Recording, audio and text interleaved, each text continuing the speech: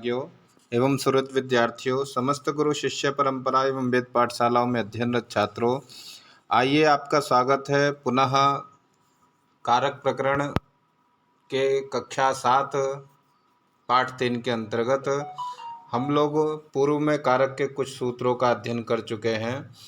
अब हम लोग अग्रिम सूत्र अधिसिंह स्था सांग कर्म का अध्ययन करेंगे। तो आइए हम लोग चलते हैं, पाठ का अध्ययन करते हैं। क्रमशः पंक्तिशः पाठ का अध्ययन करेंगे। हमारे पाठ के अध्ययन का जो मूल स्रोत है वह महर्षि सांदीपनी राष्ट्रीय वेद विद्या प्रतिष्ठान की पाठ्य पुस्तक से है। किससे है? महर्षि सांदीपनी राष्ट्रीय वेद विद्या प्रतिष्ठान की पाठ्य पुस्तक से है। आप लोग यहाँ देख रहे होंगे। इसके माध्यम से हम लोग क्रमशः पंक्तिशः पाठों का अध्ययन कर रहे हैं। कारक में हम लोग पूर्व में कर्तृपद, कर्तृकारक के सूत्र स्वतंत्र कर्ता तत्प्रयोजको हेतुश्च और कर्म में अकथितंच कर्तुरीप्सितम कर्म कर्मणि द्वितीया इत्यादि सूत्रों का हम लोगों ने अध्ययन किया है। आज हम लोग अधिसिंह स्थासंग कर्म का अध्ययन करेंगे। आइए देखते हैं। अधिसिंह स्थासांग कर्म में पद विभाग करते हैं तो कितने पद हमें प्राप्त होते हैं। देखिए, अधिसिंह स्थासाम एक पद कौन सा है? ये है। और एक दूसरा पद क्या है? कर्म। कौन सा दूसरा पद है? कर्म। इस प्रकार द्विपदम सूत्रमिदम, दो पदों से बना सूत्र क्या है? अधिसिंह स्था सांग कर्म। हम लोग सामान्य भाषा से सरलता से अध्ययन करेंगे, जो समझने की दृष्टि से बहुत ही आसान होगा।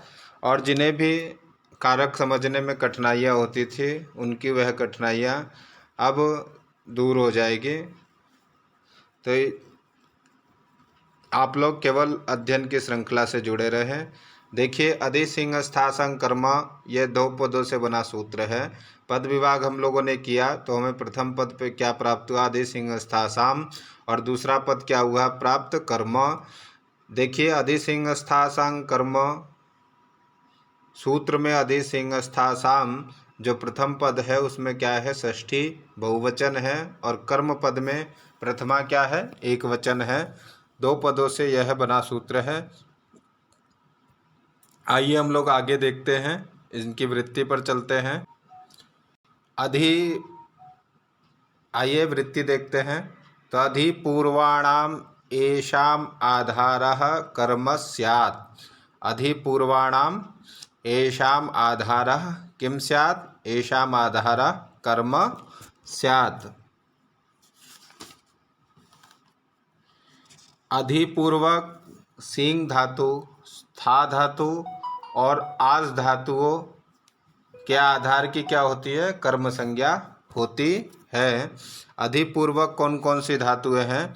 तो अधिपूर्वक सिंह धातु, स्था धातु और आज धातु के आधार की कर्म संज्ञा होती है। अधिपूर्वाणाम येषाम आधारा कर्म स्यात्। अधिपूर्वक, अधि उपसर्ग पूर्वक सिंह धातु, स्था धातु और आज धातुओं के योग की क्या होती है? कर्म संज्ञा होती है। आधार की कर्म संज्ञा होती है। जैसे उदाहरण देखिए, अधिशेते अधितिष्ठति अध्यास्ते वा वैकुंठम हरिः। किम किम? अधिशेते अधितिष्ठति अध्यास्ते वैकुंठम हरिः। वा की योजना इस वजह से की गई है। अधिशेते अधितिष्ठति अध्यास्ते में किसी भी एक पद को आप वैकुंठम हरि के साथ योजना कर सकते हैं। तो वैकुंठ हरि में सोते हैं, रहते हैं। तो अधिशेते अधिपूर्वक क्या है? सिंह धातु अर्थ में क्या हुआ? अधिशेते। और अधितिष्ठति बैठते हैं।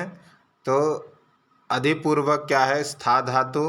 तिष्ठ स्था के धातु के स्थान पर तिष्ठ आदेश होता है।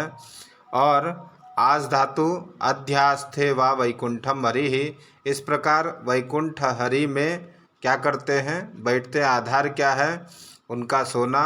और अधि बैठना और रहना, यह क्या है, उनका आधार है। और किससे युक्त है, तो अधिपूर्वक सिंह स्था और आस धातुओं से युक्त है, इसलिए इसके आधार की क्या हो जाएगी, तो इसके आधार की कर्म संज्ञा हो जाएगी। कर्म संज्ञा किसमें, वैकुंठ में हो जाएगी। अधिशेते अधितिष्ठति अध्यास्ते वा वैकुंठम हरि ही, अधिपूर्वक स्था धातु का कर्म क्या हो जाएगा, आधार क्या है, वैकुंठ। उसमें जो है कर्तुरीप्सितमम कर्म से कर्म संज्ञा और कर्मणि द्वितीया से द्वितीया विभक्ति होकर वैकुंठम हरि ही रूप बनेगा। और अधितिष्ठति, वैकुंठ में हरि रहते हैं। हरि कहाँ रहते हैं, तो वैकुंठ में, आधार क्या हो जाएगा, वैकुंठ। और अधिपूर्वक स्था धातु कौन सी हो जाएगी, अधितिष्ठति रूप जो है, तो उसमें वैकुंठ में क्या हो जाएगा, आधार मान करके वहाँ कर्म संज्ञा होकर रूप बनेगा, वाक्य बनेगा अध्यास्ते वा वैकुंठम हरि ही। आइए हम लोग आगे चलते हैं, अन्य उदाहरणों को देखते हैं। तो अधिशेते कैलाशम शिवः, अधिशेते कैलाशम शिवः, कैलाश में शिव सोते हैं। अब शिव का आधार क्या है, कैलाश, और अधिपूर्वक सिंह धातु कहाँ है, अधिशेते में। तो अधिपूर्वक सिंह स्था और आस धातु के आधार की क्या होती है, कर्म संज्ञा होती है। तो कैलाश जो आधार है शिव का, उसमें कर्म संज्ञा होकर क्या बनेगा, कैलाशम। तो वाक्य क्या बनेगा हमारा, अधिशेते कैलाशम शिवः शयनम करोति इत्यर्थः, शिव कैलाश में सोते हैं। अधितिष्ठति वैकुंठम हरि, अस्मिन् वाक्ये अधितिष्ठति वैकुंठम हरि, अस्मिन् वाक्ये तिष्ठति इत्यर्था, वैकुंठ में हरि क्या करते हैं, रहते हैं। तो स्था धातु है, स्था और अधिपूर्वक स्था धातु के आधार की कर्म संज्ञा होगी। तो अधिपूर्वक स्था धातु तिष्ठति का जो आधार होगा वो क्या होगा, वैकुंठ होगा, उसकी कर्म संज्ञा होगी। तो क्या बनेगा, अधितिष्ठति वैकुंठम हरि ही, अध्यास्ते सत्यम लोकम ब्रह्म, अध्यास्ते सत्यम लोकम ब्रह्म।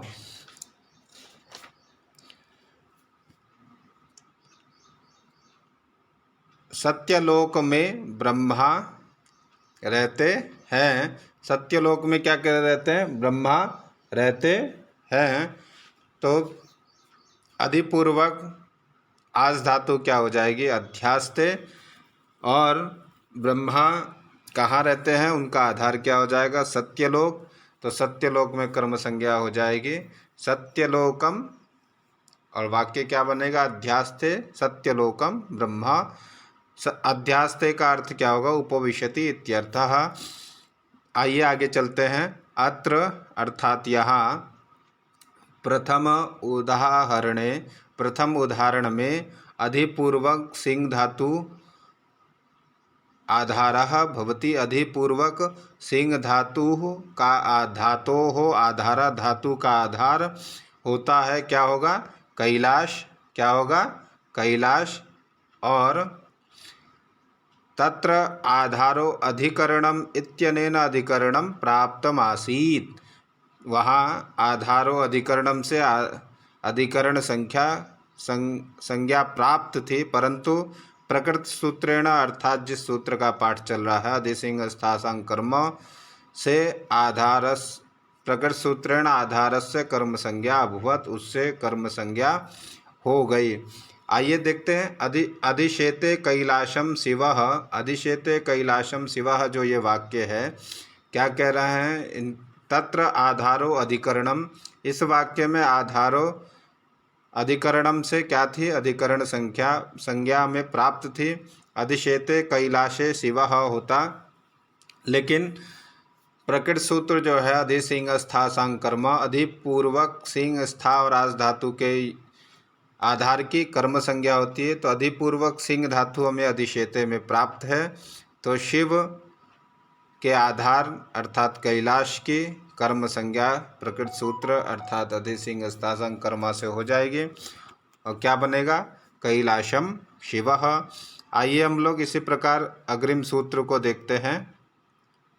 अग्रिम सूत्र देखते हैं क्या है? अभिनिविशश्च। क्या है? अभिनिविशश्च।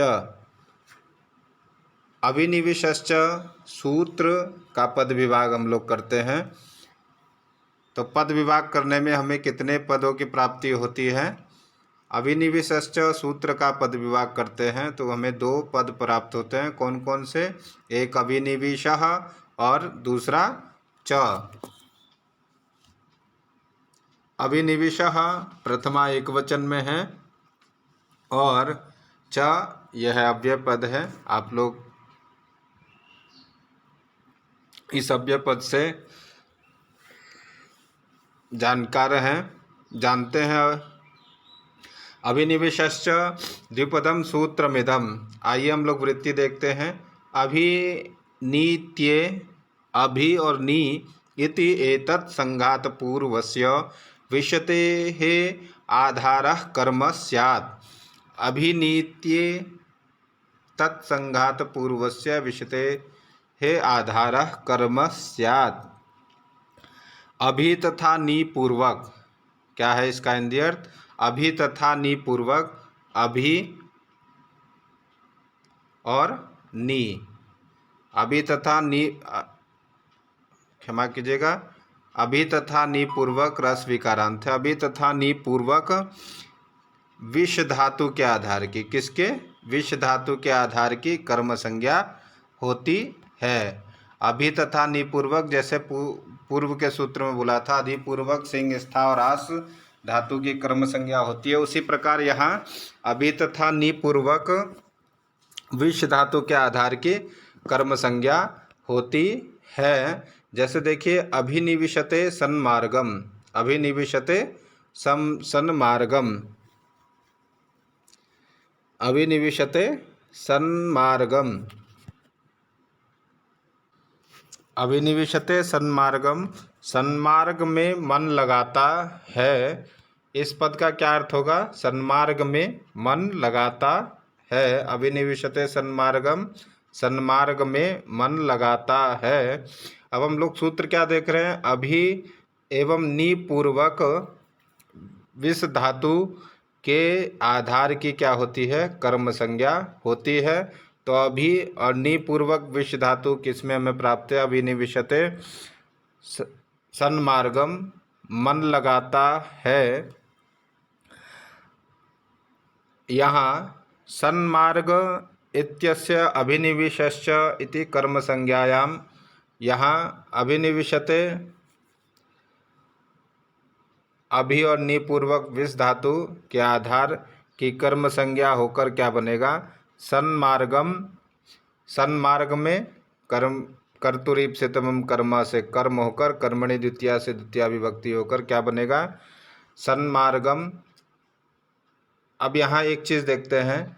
परिक्रयणे संप्रदानम एक संप्रदान का सूत्र है। इति सूत्रात इह मंडुक प्लूत्या अन्यतरस्याम ग्रहणमनुवर्त्य व्यवस्थित विवासा श्रयणात् क्वचिन्न पापे अनिवेशः। देखिए यहाँ एक शब्द है, क्या है? पापे अनिवेशः। हम लोग सामान्य रूप से समझेंगे जिससे हमें कहीं भी कोई किसी प्रकार की असावधानी परेशानी ना हो। पापे अनिवेशः, पाप में प्रवृत्ति होती है। पाप में प्रवृत्ति होती है। यदि आप पाप शब्द का अभिनिविशश्च इति सूत्रेण, इस सूत्र से क्या करते हैं? कर्म संज्ञा करते हैं, तब पाप में कैसे होगा? पाप में कैसे होगा? अतः यहाँ परिक्रयणे संप्रदानम, इस सूत्र से मंडुक प्लूत्या सूत्रद्वयम, एक सूत्र क्या है? परिक्रयणे संप्रदानम, और दूसरा सूत्र क्या है? मंडुक अन्यतरस्याम इति अनुवर्तने, वहाँ क्या है, अन्यतरस्याम सूत्र जो है आ जाएगा। अतः पाप शब्द का कर्म संज्ञा नहीं होगी। पाप पाप शब्द की कर्म संज्ञा नहीं होती है। आधारो अधिकरणम इति सूत्रेण अधिकारण संज्ञायाम सप्तम्याधिकरणे इति सप्तमी विभक्ति भवति। आइए हम लोग देखते हैं एक सामान्य अर्थ से। देखिए यहाँ शब्द क्या है, पापे अनिवेशः, पापे भिनिवेशः। अब यहाँ अभिनि पूर्वक विष धातु तो मिल रही है, लेकिन परिक्रयणे संप्रदाने जो सूत्र है, यहाँ संप्रदान करने के लिए परिक्रयणे संप्रदाने इति सूत्र से यहाँ मंडुक प्लूत्या अन्यतरस्याम ग्रहणमनुवर्त्य व्यवस्थित विवासा श्रेणात् क्वचिन्न, यहाँ परिक्रयणे संप्रदानम और दूसरा सूत्र क्या है, अन्यतरस्याम। दो सूत्र यहाँ प्राप्त हैं, समझिएगा। परिक्रयणे संप्रदानम और अन्यतरस्याम, ये दो सूत्र हमें क्या है यहाँ प्राप्त हैं। पाप्य निवेशा में, पाप्य निवेशा में हमें कौन कौन से सूत्र प्राप्त हैं, परिक्रयणे संप्रदानम और मंडुक प्लूत्या। पाप शब्द की कर्म संज्ञा नहीं होती है।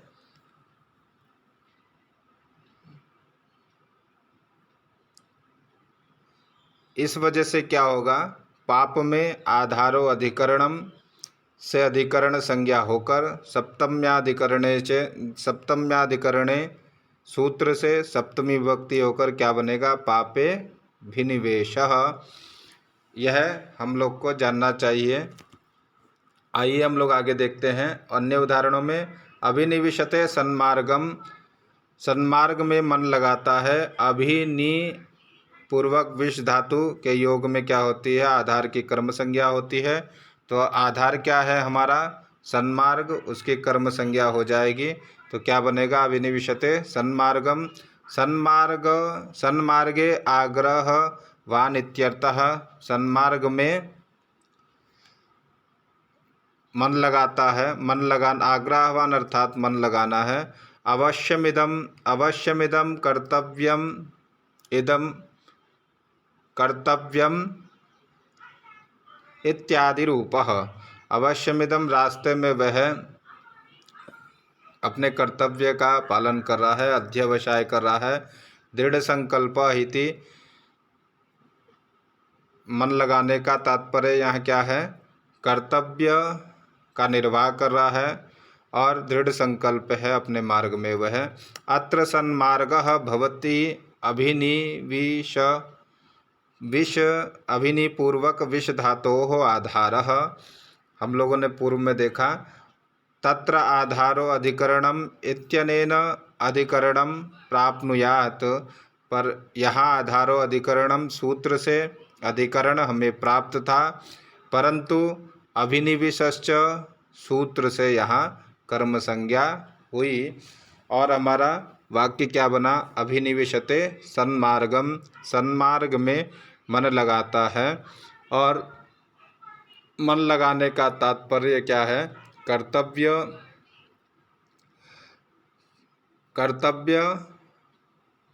पर निर्वाह और दृढ़ संकल्प होना। आइए हम लोग अग्रिम सूत्र पर चलते हैं। अग्रिम सूत्र हमारा क्या है, अग्रिम सूत्र देखते हैं। उपानवद्भ्यां वसः, उपानवद्भ्यां वसः, पद विभाग करेंगे तो हमें एक ही पद प्राप्त होगा। क्या प्राप्त होगा, उपानवद्भ्यां वसः, जो कौन सी विभक्ति का है, षष्ठी विभक्ति, एक वचन का है। आइए वृत्ति देखते हैं। उपाधि पूर्वस्य वसते आधारः कर्म स्यात्, उपाधि पूर्वस्य वसते आधारः कर्म स्यात्। उप, अनु, अधि तथा आपूर्वक वस धातु के आधार की क्या होती है, कर्म संज्ञा होती है। उपपूर्वक देखिए कौन कौन सी धातु हैं। उपपूर्वक, एक तो ये उपशब्द है और इससे यह है आगे जुड़ा हो, और उससे उसके बाद कौन कौन सी धातु हैं, तो अनु, अधि,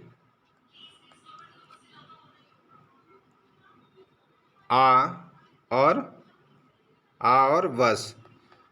उपपूर्वक कौन कौन सी है? अनु, अधि, आ और वस धातु के योग में आधार की क्या होती है? कर्म संज्ञा होती है। उपाधि पूर्वस्य वसते आधारः कर्म स्यात्। देखिए, उपवसति, अनुवसति, अधिवसति, आवसति।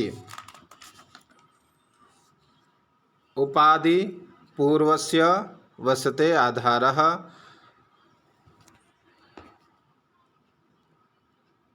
उपवसति, अनुवसति, अधिवसति, आवसति वा वैकुंठम हरिः। उपाधि जो धातु है उनके वस धातु के संयोग में क्या होगी? कर्म संज्ञा होती है। किसकी कर्म संज्ञा होगी? तो आधार की कर्म संज्ञा होती है। उप, अनु, अधि तथा आ उपसर्ग पूर्वक वस धातु के आधार की कर्म संज्ञा होती है। जैसे देखिए, हरि ही, आप सभी के साथ योजना करेंगे। वा पदेन, सभी के साथ वैकुंठम हरि का संयोग है। जैसे हम लोग देखते हैं, वैकुंठम हरि ही उपवसति, हरि वैकुंठ में वसते हैं। यहाँ उपानवध्यां वसः इति सूत्रेण कर्म संज्ञायाम, इस सूत्र से क्या होगी? कर्म संज्ञा हो जाएगी। और कर्मणि द्वितीया से वैकुंठम जो आधार है, हरि कहाँ बैठते हैं? वैकुंठ में बैठते हैं, तो इसकी क्या होगी? कर्म संज्ञा हो जाएगी। और इसी प्रकार अनुवसति, इस सूत्र अनु पूर्वक वस धातु के योग में आधार की कर्म संज्ञा वैकुंठम में हो जाएगी। अधिपूर्वक वस धातु के योग में वैकुंठ की कर्म संज्ञा और कर्मणि द्वितीया से द्वितीया, और आपूर्वक वस धातु के योग में वैकुंठ में की कर्म संज्ञा होकर कर्मणि द्वितीया से द्वितीया विभक्ति हो जाएगी।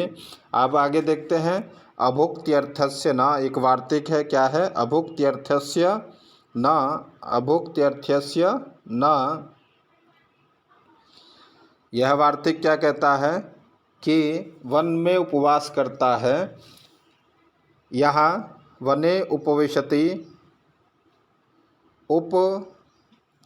उपसर्ग पूर्वक वस धातु के योग में आधार की हमें कर्म संज्ञा उपान वध्यांग वसः सूत्र से प्राप्त तो है, लेकिन वन में उपवास करता है।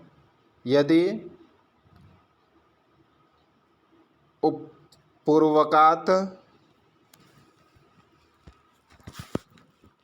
यदि जब उपसर्ग पूर्वक वस धातु का अर्थ उपवास करना होता है, क्या होता है? वस धातु का अर्थ जब उपसर्ग पूर्वक उपवास करना हो तो उसके आधार की कर्म संज्ञा नहीं होती है। ऐसा ये क्या कह रहे हैं? इस वार्तिक में, कात्यायन जी के वार्तिक में बताया जा रहा है कि उपसर्ग पूर्वक वस धातु का योग यदि उपवास करने अर्थ में हो तो उसके आधार की कर्म संज्ञा नहीं होती है। जब उसके वने उपवासम, देखिए यहाँ लिखा है वने उपवासम करोति इत्यर्थः, वन में उपवास कर रहा है, इसीलिए यहाँ उपानवध्यांग वसः सूत्र से वार्तिक निषेध कर देगा। तो वन में प्राप्त होने के बाद भी अभुक्त्यर्थस्य न वार्तिक से उसका निषेध हो जाएगा। और सप्तमी विभक्ति होकर क्या वाक्य बनेगा? वने उपविशति, वन में उपवास करता है। आधारो अधिकरणम से अधिकरण संज्ञा होकर सप्तम्याधिकरणे च सूत्रेण सप्तमी विभक्ति होकर रूप सिद्ध बनेगा। क्या बनेगा? वने उपविशति, वन में उपवास करता है। हम लोगों ने जैसे राम शब्द का रूप चलाया था, राम शब्द में सप्तमी एक वचन में क्या बना था? वने। उसी प्रकार नपुंसक लिंग सप्तमी एक वचन में क्या बनेगा? वने शब्द बनेगा। आप लोग इसी प्रकार शब्द रूप का अभ्यास करें और उसे कारक की योजना कर से वाक्यगत प्रयोग करें। आइए हम लोग अन्य उदाहरण देखते हैं। उप पूर्वक वस धातु, अनु उपसर्ग पूर्वक वस धातु, अधि उपसर्ग पूर्वक वस धातु और आ उपसर्ग पूर्वक वस धातु का उदाहरण देखते हैं। वही वैकुंठम हरि ही, सभी के साथ योग है। उपवशति वैकुंठम हरि ही, अनुवशति वैकुंठम हरि ही, अधिवशति वैकुंठम हरि, आवशति वैकुंठम हरि ही। हम लोगों ने पूर्व के उदाहरण में देखा। आइए हम लोग अब इस यहाँ इनके उदाहरण के माध्यम से व्याख्यात्मक समझते हैं। अत्र अर्थात यहाँ उपवशति, अनुवशति, अधिवशति, आवस्ति व वैकुंठम हरि में उपाधि पूर्वस्य उप, अनु, अधि, आ वस धातोः आधारः, ये जितने भी उपसर्ग पूर्वक वस धातु के योग में हैं उनका आधार क्या है? वैकुंठः। अतः उपानवद्यांग वसः प्रकृत सूत्रेण, अर्थात जिस सूत्र का पाठ चल रहा है, प्रकृत सूत्रेण उपानवद्यांग वसः, वहाँ कर्म संज्ञा करेगा। उपवशति, अनुवसति, अधिवशति, आवस्ति व वैकुंठम हरि ही, यहाँ उपानवद्यांग वसः सूत्र से कर्म संज्ञा होगी। प्रधानमंत्री वर्यः देहलीम अधिवसति, प्रधानमंत्री वर्यः देहलीम वसति। अन्य एक उदाहरण दिखाया। प्रधानमंत्री वर्यः देहलीम अधिवसति, यहाँ अधिपूर्वक कौन सी धातु है? वस धातु है। तो उपानवद्यांग वसः से क्या हो जाएगा?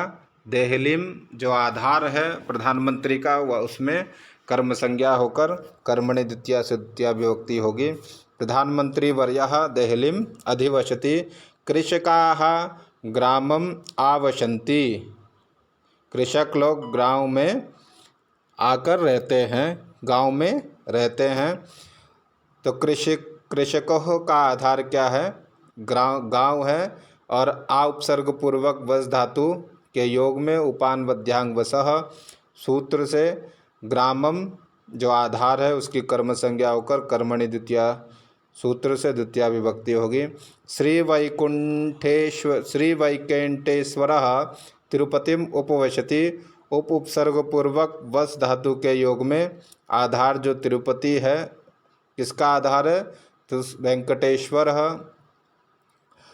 स्वामी का जो आधार क्या है? तिरुपति है। उसकी कर्म संज्ञा होकर उपानवद्यांग वसः सूत्र से कर्मणि द्वितीया से द्वितीया विभक्ति होकर क्या बनेगा? श्री वेंकटेश्वरः तिरुपतिम उपवशति। विष्णु वैकुंठम अनुवशति, अनुपसर्ग पूर्वक वस धातु के योग में विष्णु का जो आधार वैकुंठ है उसकी कर्म संज्ञा उपानवद्यांग वसः सूत्र से हो जाएगी और कर्मणि द्वितीया से द्वितीया विभक्ति होकर वाक्य क्या बनेगा? विष्णु वैकुंठम उपवशति। हम लोगों ने आज कारक के कुछ सूत्रों का अध्ययन किया।